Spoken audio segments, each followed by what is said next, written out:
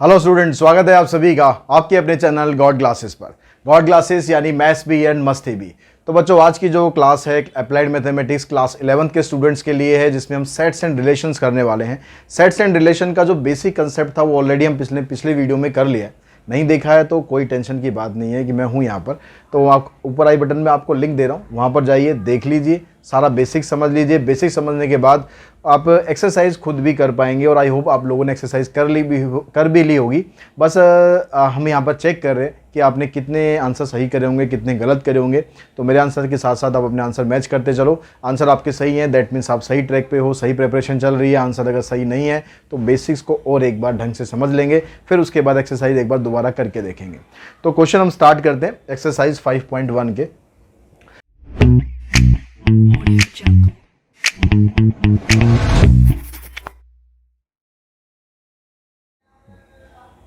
तो बच्चों, जो पहला क्वेश्चन आपको दिया हुआ है, देखिए यहाँ पर स्क्रीन पर आपको दिख ही रहा है। Which of the following collection is not a set, give reason for your answer. इनमें से कौन सा जो सेट नहीं है ये आपको बताना है। ठीक है, which of the following is not a set, जो सेट नहीं है। तो सेट की जो डेफिनेशन थी, सेट की डेफिनेशन में हमने क्या सीखा था कि अगर उस एलिमेंट्स को, जो भी आपको डिफाइन किया गया है, अगर हम उसके एलिमेंट्स को बनाने की कोशिश करें तो सबके एलिमेंट एक जैसे आने चाहिए। मतलब चाहे मैं उस सेट को बनाऊं, चाहे आप उस सेट को बनाएं, चाहे कोई थर्ड पर्सन बनाए, एलिमेंट कभी भी हमारे डिफरेंट नहीं हो सकते। अगर ऐसा है तो वो सेट है, अगर एलिमेंट डिफरेंट हो गया, एक भी डिफरेंट हो गया, तो वो सेट नहीं है। तो हम यहाँ पर सबसे पहला जो एग्जाम्पल है उसके बारे में बात करते हैं। The collection of all boys of your class. आपकी क्लास के जितने भी बॉयज़ हैं, अब जितने भी बॉयज़ हैं, चाहे 10 हैं, चाहे 15 है, चाहे 20 है, चाहे सारे बॉयज़ हैं, तो आप उसको काउंट कर सकते हो। सबके नाम लिखना चाहो सबके नाम लिख सकते हो। तो यानी यहाँ पर जो लिस्ट है वो सबकी सेम रहेगी, कॉमन रहेगी। तो भाई पहले वाला जो एग्जाम्पल है वो आपका सेट है। ठीक है, मतलब हमारा आंसर ये नहीं है। इसने पूछा है कि which is not a set, तो ये सेट है, तो ये हमारा आंसर नहीं है। The collection of all monuments in Delhi made by the Mughal emperor Akbar. Akbar ने जितने भी मॉन्यूमेंट बनाए उन सब का कलेक्शन कर सकते हैं भाई, सबके नाम लिख सकते हैं उसने क्या क्या बनाया। ठीक है भाई, ये भी सेट है।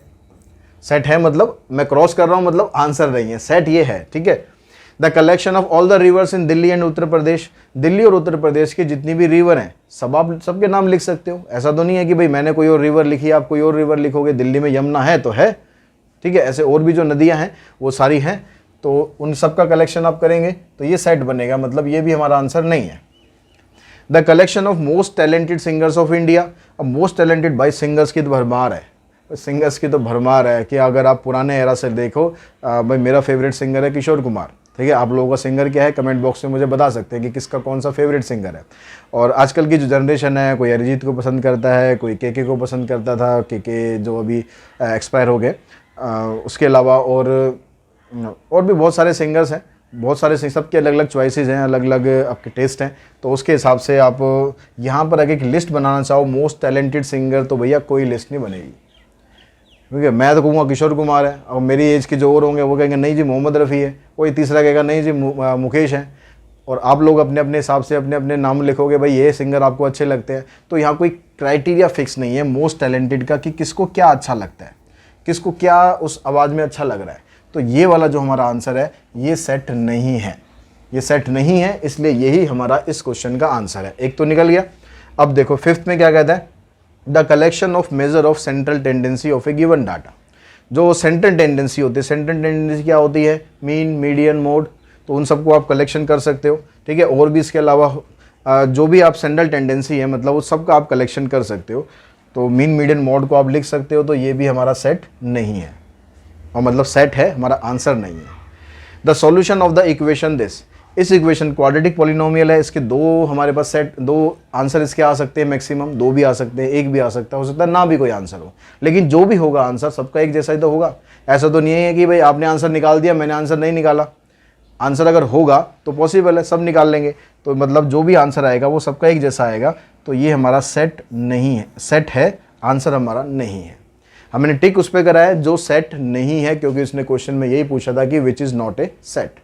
तो ये फर्स्ट क्वेश्चन हो गया हमारा, और तो कोई इसमें नहीं है। हाँ बस फर्स्ट क्वेश्चन हो गया। अब सेकंड क्वेश्चन पे चलते हैं। सेकंड क्वेश्चन में आपको एक सेट दिया हुआ है ए, ए सेट ये दिया हुआ है, बी ये दिया हुआ है, सी ये दिया हुआ है, कह रहा है insert the correct symbol belongs to or doesn't belongs to in each of the following to make the statement true. ये दो बीच में हमारे पास जो खाली ऑप्शन है इसमें आपको सिंबल फिल करना है बिलोंग्स टू या डजंट बिलोंग्स टू का। बिलोंग्स टू का मतलब होता है कि जिस एलिमेंट के बारे में हम बात कर रहे हैं वो एलिमेंट उस सेट के अंदर आता है या नहीं आता है। तो देखिए जो पहला क्या कह रहा है 4 फिर ब्लैंक दे रखा है, कहता है ए, तो 4 ए के अंदर आ रहा है नहीं आ रहा, देखो 4 ए के अंदर आ रहा है तो हम यहाँ लिखेंगे 4 बिलोंग्स टू ए। ठीक है, 3 और बी में बताना हमें, जो एक्स बी क्या है यहाँ पर फैक्टर ऑफ 4। अब 4 का जो फैक्टर होता है यानी बी सेट हमारा क्या बनेगा, 4 का फैक्टर 1 हो सकता है, 2 हो सकता है, 4 हो सकता है। तो बी इसके अंदर आ रहा है क्या, बी इसके अंदर नहीं आ रहा, तो इसमें क्या आएगा 3 doesn't belongs to B. 9 C के अंदर आ रहा है तो इसमें हम लिखेंगे C, 9 belongs to C. 1 belongs to B, 1 B के अंदर आ रहा है। 3 सी के अंदर आ रहा है कि नहीं आ रहा, नहीं आ रहा तो लिख देंगे डजंट बिलोंग्स टू। यानी जो 5th पार्ट है और 2nd पार्ट है उसमें सिर्फ आएगा डजंट बिलोंग्स टू, बाकी सब में आएगा बिलोंग्स टू। 3rd क्वेश्चन में ए सेट आपको ये दिया हुआ है, then write which of the following statement are true, if a statement is not true mention why. अगर ट्रू नहीं है तो आपको मेंशन करना है क्यों नहीं है। तो अगर 3 बिलोंग्स टू ए, 3 ए के अंदर आ रहा है तो ये ट्रू है। 5 9 बिलोंग्स टू ए, 5 भी आ रहा है 9 भी आ रहा है तो ये स्टेटमेंट भी ट्रू है। 8 डजंट बिलोंग्स टू ए, 8 ए के अंदर नहीं आ रहा तो भैया ये स्टेटमेंट ट्रू नहीं है। 9 डजंट बिलोंग्स टू ए, पर 9 तो ए के अंदर आ रहा है, 9 ए के अंदर आ रहा है, इसका मतलब ये स्टेटमेंट हमारी गलत है। ये वाली स्टेटमेंट हमारी ठीक थी भाई, जो 3rd पार्ट है इसका वो ठीक था, क्योंकि ये कह रहा है कि 8 सेट ए के अंदर नहीं आ रहा तो वो नहीं आ रहा है, तो यानी स्टेटमेंट हमारी ये ठीक है। 4th का आंसर गलत है। अब यहाँ पर कह रहा है कि 3 बिलोंग्स टू ए, अब 3 यहाँ पर क्या कर दिया इसने, ब्रेसेस लगा दिए। ब्रेसेस लगाने का मतलब है 3 यहाँ पर एज ए सेट है, तो सेट किसी दूसरे सेट को बिलोंग नहीं कर रहा है। यहाँ पर थ्री एज ए एलिमेंट आपको ऐसे नहीं दिया हुआ, 3 खाली 3 लिखा हुआ है।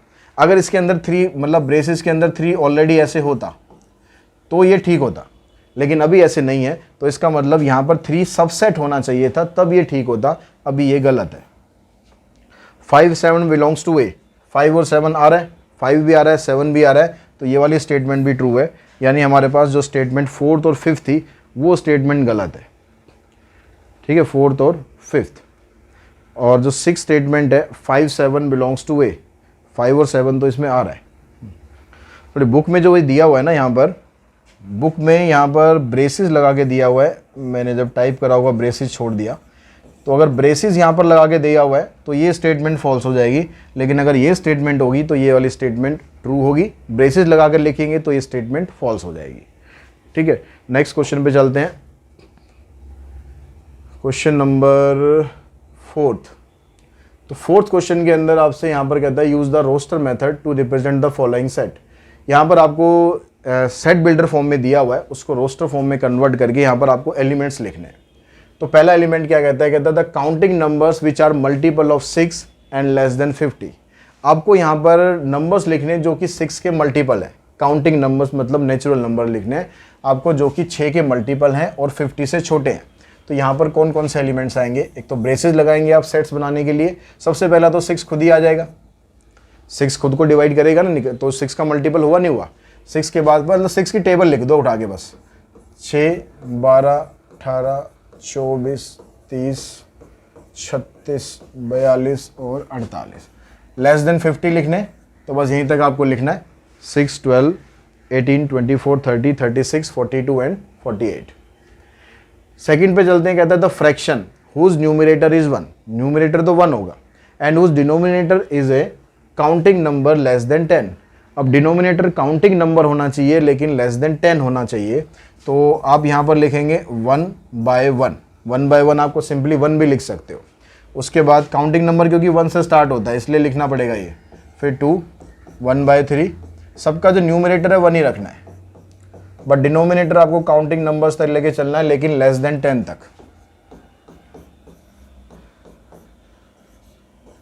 तो ये नंबर आ गए 1 2 3 4 5 6 7 8 9, ये 9 नंबर आ जाएंगे इसमें। उसके बाद नेक्स्ट में कहता है कि x belongs to n, n मतलब वही natural number, and x is a prime factor of 84। 84 के प्राइम फैक्टर आपको फाइंड करने हैं। तो प्राइम नंबर सबसे पहला हमारा स्टार्ट होता है 2 से, तो क्या 2 से ये डिवाइड हो जाएगा? बिल्कुल हो जाएगा। तो पहला तो आ गया 2। उसके बाद देखिए 3 प्राइम नंबर होता है, 3 से ही डिवाइड हो जाएगा, बिल्कुल हो जाएगा। अगर उसके बाद हम देखें तो अगला प्राइम नंबर आता है 5 से डिवाइड नहीं होगा। 7 से डिवाइड हो जाएगा क्या? बिल्कुल हो जाएगा। अब 7 के बाद प्राइम नंबर आएगा 11, तो 11 से तो डिवाइड नहीं होगा। ठीक है, आप यहाँ से प्राइम फैक्टर निकाल के भी कर सकते हो या ऐसे भी कर सकते हो। ये 3 ही आपके पास आंसर आएंगे, 2, 3 और 7। तो फोर्थ पार्ट में कहता है यहाँ पर the set of odd integers lying between -4 and 8। तो -4 और 8 के बीच में जितने भी ऑड इंटीजर्स हैं वो लिखने हैं।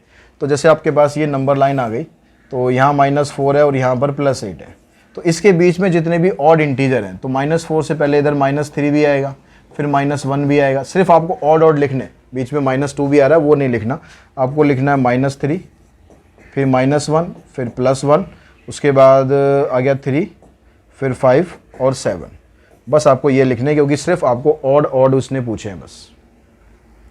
अब नेक्स्ट 5th पार्ट की बात करते हैं। 5th पार्ट में आपको दिया हुआ है इसने,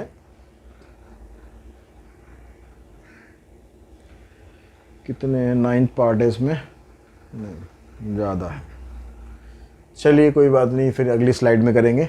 5th पार्ट में कहता है the set of all natural number x for which x + 6 is less than 10। यानी x के अंदर अगर हम 6 प्लस करेंगे तो आंसर 10 से छोटा आना चाहिए। तो जितने भी नेचुरल नंबर है वो सारे लिखने हैं आपको। ठीक है, ये कंडीशन को फॉलो करना है। अगर मैं नेचुरल नंबर लिखता हूँ 1 और 1 के अंदर मैं 6 को ऐड करता हूँ तो 7 आया, 7 10 से छोटा है, तो ठीक है ये ले सकते हैं। 2 भी ले सकते हैं क्योंकि 2 + 6 8 आएगा। 3 भी ले सकते हैं, 3 + 6 9 आएगा। 4 ले सकते हैं क्या? 4 + 6 करेंगे तो 10 के इक्वल आएगा, लेकिन यहाँ पर ये बोल रहे हैं ओनली लेस देन 10। तो लेस देन 10 का मतलब आपको वो नहीं लेना है, आपको सिर्फ 3 तक लेना है। 6 में कहता है the set of all integers x for which x + 6 is greater than 10। अब यहाँ पर आपको ग्रेटर देन 10 करना है। इंटीजर्स लेने सारे के सारे जिसका सम 10 से बड़ा आ जाए 6 के साथ ऐड करने के बाद।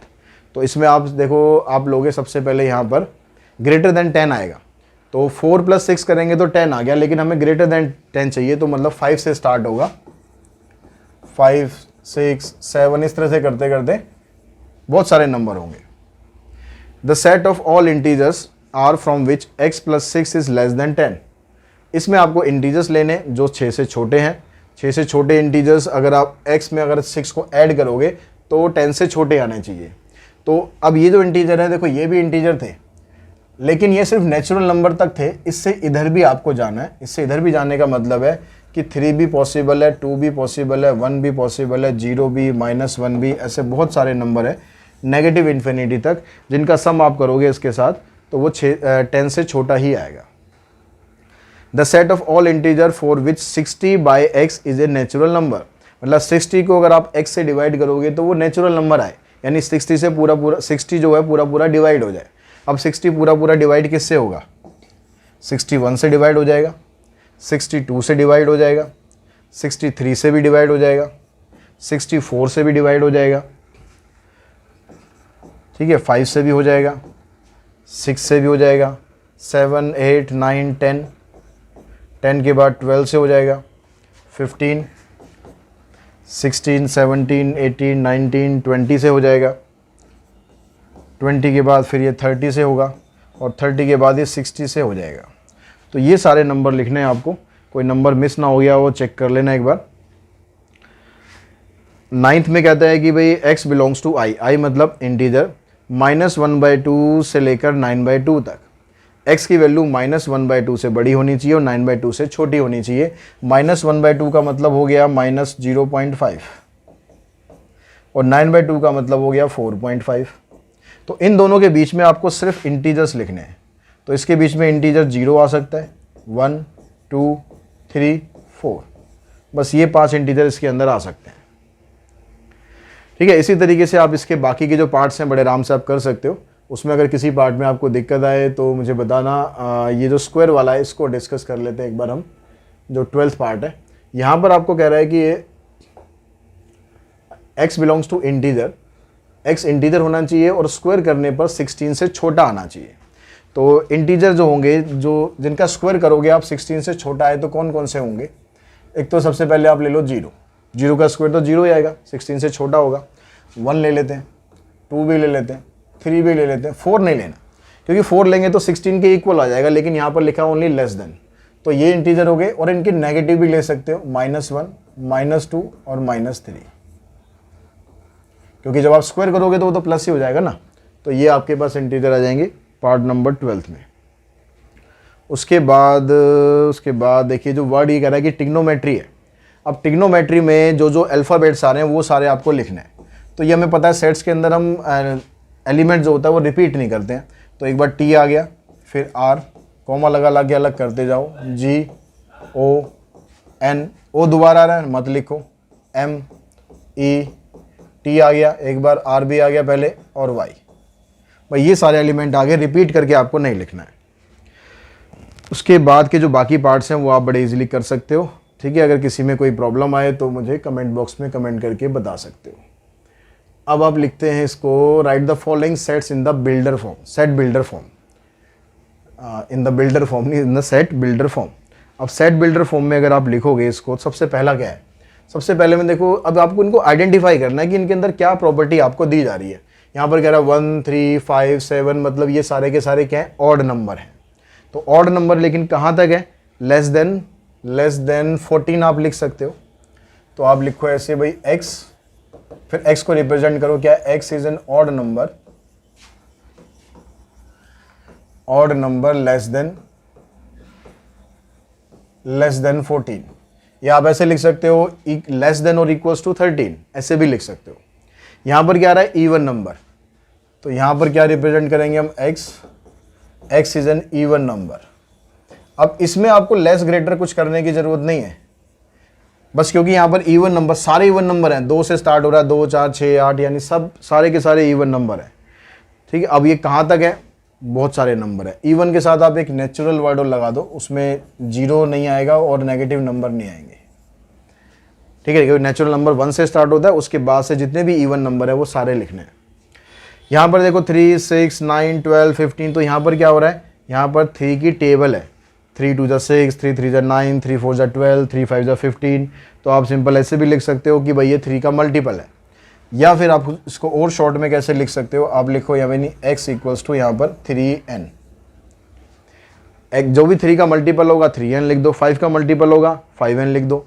अब यहाँ पर n को आप शो करोगे, n क्या है? n एक तो नेचुरल नंबर लेना है आपको, और दूसरी चीज़ क्या है? n की value less than equals to 5 होनी चाहिए। 5 से ज़्यादा नहीं जाएंगे क्योंकि 3 5 15 हो जाएगा। 5 से ज़्यादा चलेंगे तो क्या हो? सेट्स के बाहर चले जाओगे, तो इसलिए वो नहीं लेना आपको, तो ये आ जाएगा। ऐसे यहाँ पर ये देखो 2 का मल्टीपल नहीं बन रहा, क्योंकि 2 का मल्टीपल होता तो 2, 4, फिर उसके बाद 6 होता, लेकिन यहाँ 2 है, फिर 4 है, फिर 8 है। तो यहाँ पर देखो ध्यान से, यहाँ पर हो क्या रहा है? यहाँ पर 2 की पावर बढ़ रही है। तो यहाँ पर आप इसको कैसे लिख सकते हो? x equals to 2 raise to power n। 2 की पावर 1, 2 की पावर 2, 2 की पावर 3, 2 की पावर 4, ठीक है। इस तरह से चल रहा है। और n किसको बिलोंग कर रहा है? नेचुरल नंबर को। कहाँ तक लेना है? 2 की पावर 6 करेंगे तो 64 आता है, तो n की value less than equals to 6। तो इस तरीके से आप इनको रिप्रेजेंट कर सकते हो। जो अगला वाला पार्ट है वो भी 5 की पावर में आ जाएगा, तो उसको आप लिख सकते हो ऐसे ही। इसके बाद देखिए जो पार्ट नंबर 8 है आपके पास, इसको आपको कैसे रिप्रेजेंट करना है। 8 पार्ट में ये आपको दिया हुआ है x। अब यहाँ पर देखो ऊपर 1 है, नीचे उससे एक नंबर ज़्यादा है, फिर 2/3, 3/4, 4/5। हर बार क्या हो रहा है कि ऊपर जो आप नंबर ले रहे हो उससे एक नंबर नीचे एक्स्ट्रा होता जा रहा है। तो इसको जब आप लिखेंगे तो कैसे लिखेंगे? x equals to n/n+1। अब ये n क्या है? n की वैल्यू 1 से स्टार्ट हो रही है, मतलब n नेचुरल नंबर है। कहाँ तक है? अनलिमिटेड है, क्योंकि डॉट डॉट डॉट लगा हुआ है, तो सारे नेचुरल नंबर है। तो जो वैल्यू आप ऊपर ले हुए, यहाँ पर लोगे 1 तो नीचे 2 हो जाएगा, ऊपर लेंगे 2 तो नीचे 3 हो जाएगा। तो इस तरीके से ये नंबर बढ़ रहे हैं। अब यहाँ पर क्या था? Find the cardinal number. Cardinal number मतलब कितने एलिमेंट है इसके अंदर। तो कितने एलिमेंट है इसके अंदर? यहाँ खाली है, देखो ब्रेसेस लगा हुआ है, कुछ नहीं है इसके अंदर। तो कुछ नहीं है इसका मतलब इसका कार्डिनल नंबर है 0। इसके अंदर कोई एलिमेंट ही नहीं है। इसके अंदर 0 लिखा हुआ है। 0 लिखा होने का मतलब ये नहीं कि 0 हो गया, 0 यहाँ पर एज ए एलिमेंट है। तो इसका कार्डिनल नंबर 1 हो गया, इसका कार्डिनल नंबर 1। फिर 2 2 को आपको एक ही बार काउंट करना है, इस 1 1 को आपको एक ही बार काउंट करना है, तो कार्डिनल नंबर 5 नहीं आएगा, कार्डिनल नंबर आएगा इसका 3, क्योंकि 3 डिफरेंट एलिमेंट है। Set of all the letter in the word principle, principle के अंदर कितने लेटर है, रिपीट वाले नहीं लेने आपको। देखो पी हो गया 1 2 3 4 5, आई रिपीट हो रहा है छोड़ दो, पी रिपीट हो रहा है छोड़ दो, ए और फिर एल, तो 1 2 3 4 5 6 7, तो यहाँ 7 आ गए। The set of all the vowels, इसके अंदर वोवल्स कितने आ रहे हैं, एक आई आ रहा है और दो कोई नहीं आ रहा, आई रिपीट हो रहा है और एक ए आ रहा है, तो 2 वोवल्स आ रहे हैं, तो इसका कार्डिनल नंबर हो गया 2। उसके बाद देखिए क्वेश्चन नंबर 7, यहाँ पर भी आपको कार्डिनल नंबर ही फाइंड करने।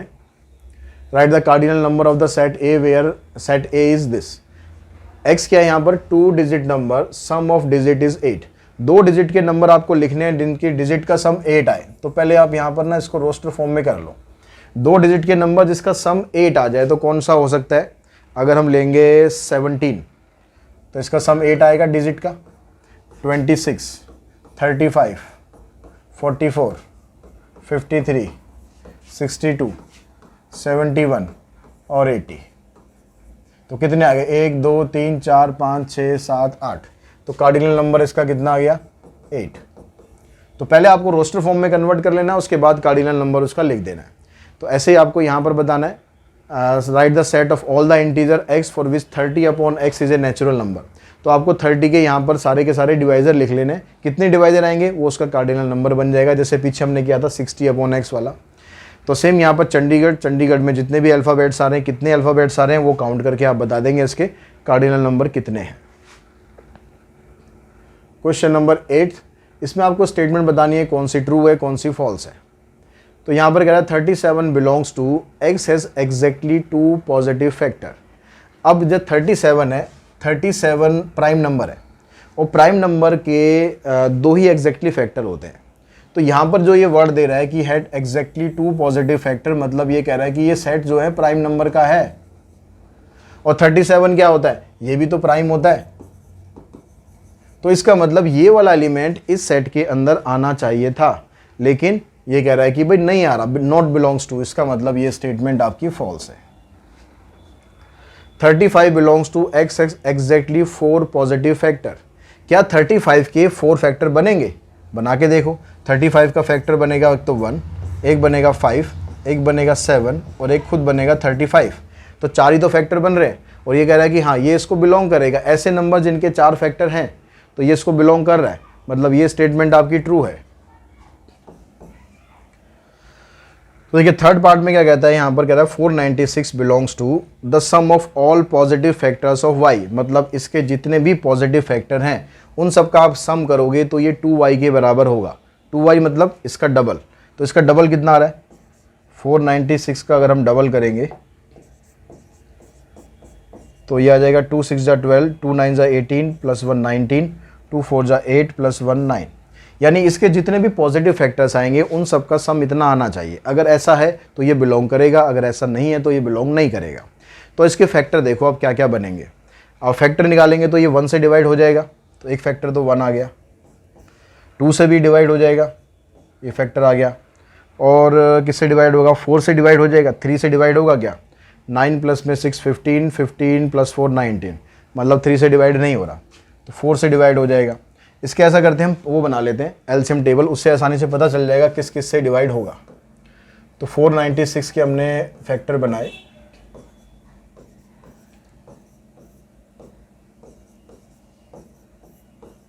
ये हमारे पास इसके फैक्टर आ गए।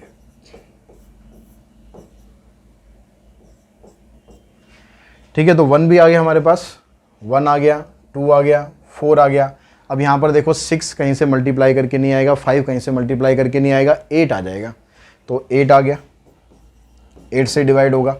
और आप देखो कि आप 8 के बाद 9 10 11 12 13 14 15 ये नंबर कहीं से भी इनको मल्टीप्लाई करने के बाद नहीं बन रहे।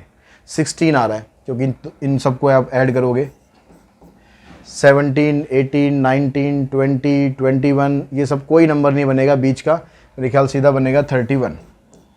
फिर भी एक बार चेक कर लेना कहीं और ना हो। 31 के बाद 62 हो जाएगा,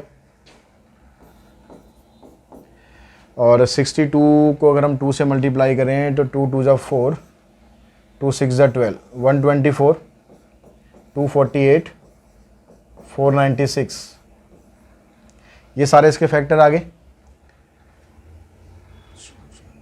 अब इनका सम देखो, इनका सम आपके पास आ रहा है क्या 992।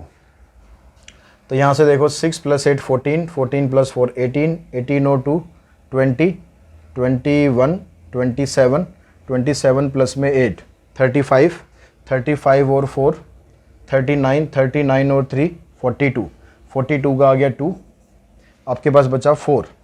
तो 4 + 9 13, 13 + 4 17, 17 और 2 19, 19 + 6 25, 28, 29, 29 का 9 बचा 2, तो 2 और 4 6, 6 और 3 9, तो सम आ गया आपके पास 992 के बराबर, मतलब ये इसको बिलोंग कर रहा है। तो ये वाली स्टेटमेंट भी हमारी ट्रू है। कह रहा है 3 बिलोंग्स टू दिस, 3 इसको बिलोंग नहीं कर रहा है, ठीक है, नहीं कर रहा है। अब ये पता लगाने के लिए आप इसके फैक्टर करने के चक्कर में मत पड़ना, आप 3 को यहाँ पर पुट कर दो x की जगह। अगर ये जिसके 0 के बराबर आ गया तो ये इसको बिलोंग करना चाहिए था, अगर ये 0 के बराबर नहीं आया तो बिलोंग नहीं करेगा। तो देखते हैं क्या आएगा। यहाँ पर आएगा 3 की पावर 4, 3 की पावर 4 का मतलब हो गया 81। यहाँ करोगे आप 3 की पावर 3 27, 27 को 5 से मल्टीप्लाई 135, यहाँ जाएगा 9, 9 2 ज़ा 18, यहाँ आ गया 3 2 ज़ा 6, 3 1 ज़ा 3, 3 1 ज़ा 3, और यहाँ आ गया 6। अब देखो जो नेगेटिव वाले नंबर है वो ये और ये इतने बड़े नंबर नेगेटिव में है, पॉजिटिव वाले नंबर छोटे हैं, तो ये 0 के बराबर तो आ ही नहीं सकता। तो यहाँ भी ये भी कह रहा है कि भाई ये 0 के बराबर नहीं आएगा, तो ये वाली स्टेटमेंट भी आपकी ट्रू है। तो ये हो गया आपके पास क्वेश्चन नंबर 8। क्वेश्चन नंबर 9 पे चलते हैं। इसमें पूछ रहा है कि कौन सा सेट फाइनाइट है, कौन सा इनफाइनाइट है। जो आप काउंट कर सकते हो फाइनाइट, जो आप काउंट नहीं कर सकते वो है इनफाइनाइट। तो यहाँ पर कह रहा है x की वैल्यू लेस देन 5, इंटीजर है। अब लेस देन 5 का मतलब है कि आप 4 3 2 1 इतना ही नहीं होगा, 0 भी ले सकते हो, -1 -2 -3 बहुत सारे ले सकते हो ना। तो ये आ जाएगा आपका इनफाइनाइट। ठीक है, पहले वाले का आंसर इनफाइनाइट। यहाँ पर कह रहा है डिविजिबल बाय 4 और 9। x एक होल नंबर है और x जो है किस किस से डिविजिबल होना चाहिए, 4 और 9 से। यानी 4 और 9 के डिविजिबल आप करोगे तो पहला नंबर आएगा आपका 36, जो 4 और 9 दोनों से डिवाइड हो जाए। 36 के बाद 72 के बाद फिर आप उसमें आगे और मल्टीप्लाई करते जाओगे, 36 उसमें ऐड करते जाओ तो बहुत सारे नंबर आते जाएंगे। तो ये भी आपका इन्फिनाइट आ जाएगा। यहाँ पर कह रहा है even prime number greater than 2 से बड़े प्राइम नंबर। अब 2 से बड़े प्राइम नंबर तो कोई होते ही नहीं है, इवन प्राइम नंबर कोई होते ही नहीं है। इवन प्राइम तो खुद 2 होता है, तो उससे बड़ा कोई नंबर ही नहीं है। उससे बड़ा कोई नंबर नहीं है तो ये आएगा नल सेट। नल सेट का मतलब हो गया इसमें कोई भी एलिमेंट नहीं है, हम काउंट कर पा रहे हैं, तो ये फाइनाइट होगा। उसके बाद नेक्स्ट में देखते हैं फैक्टर ऑफ 84। ये भी लिमिटेड होंगे, ठीक है। ऐसा तो नहीं है कि भाई इससे बड़े भी नंबर आएंगे वो इसके फैक्टर बनेंगे, नहीं। तो ये भी आपके पास फाइनाइट बनेगा। 2 digit number sum of whose digit is 12, ये भी फाइनाइट होंगे क्योंकि 2 डिजिट के नंबर आपको लेने, जितने भी आएंगे 2 डिजिट के लेने बस, तो ये भी फाइनाइट है। यहाँ पर कह रहा है 3x - 7 लेस देन 18। तो यहाँ पर मैं इसको सॉल्व करूँ अगर, तो ये कैसे बनेगा, 3x less than equals to 15। इसको सॉल्व करेंगे, x की वैल्यू आ जाएगी लेस देन इक्वल्स टू 5। इसको काटने के बाद यहाँ पर आएगा 5। तो ये कह रहा है x की वैल्यू 5 से छोटी है या इसके बराबर है, लेकिन ये है क्या, होल नंबर है। तो 5 से छोटे होल नंबर कहाँ तक जा सकते हैं, 5 4 3 2 1 0। 0 से नीचे नहीं जा सकते आप। तो यानी इसमें होल नंबर हम काउंट कर पा रहे हैं, तो इसका मतलब ये भी फाइनाइट है। यहाँ पर नेचुरल नंबर दिया हुआ है और इससे छोटे नेचुरल नंबर, तो नेचुरल नंबर आप नीचे जाते जाते सिर्फ 1 तक जा सकते हो, उससे नीचे जा ही नहीं सकते। तो यहाँ पर भी आप काउंट कर पा रहे हो, तो ये भी फाइनाइट हो गया। लेकिन यहाँ इंटीजर कह रहा है, इंटीजर तो बहुत सारे हो जाएंगे, उसकी कोई लिमिट नहीं है, तो ये इनफाइनाइट हो गया। और यहाँ पर भी कह रहा है n की वैल्यू जो लेस देन इक्वल्स टू 10 है, और n जो है होल नंबर है, इसलिए ये फाइनाइट है। अगर यहाँ पर और कुछ होता, मतलब इंटीजर होता, तो ये इनफाइनाइट हो जाता। अगर होल नंबर आ जाए, नेचुरल नंबर आ जाए, तो ये फाइनाइट होगा। तो ये आपका फाइनाइट है, ठीक है। तो पहले वाला क्या हुआ हमारा, इनफाइनाइट, दूसरे वाला इनफाइनाइट, तीसरे वाला फाइनाइट, चौथे वाला फाइनाइट, पाँचवें वाला भी फाइनाइट, और जो छठा है वो भी फाइनाइट, सातवां भी फाइनाइट, आठवां इनफाइनाइट, और 9th फाइनाइट। क्वेश्चन नंबर 10 में आपको यहाँ पर मैच द कॉलम, ठीक है, कॉलम कॉलम खेलना है, मैचिंग खेलना है। तो यहाँ पर देखो, यहाँ पर कह रहा है 1 2 3 6 12।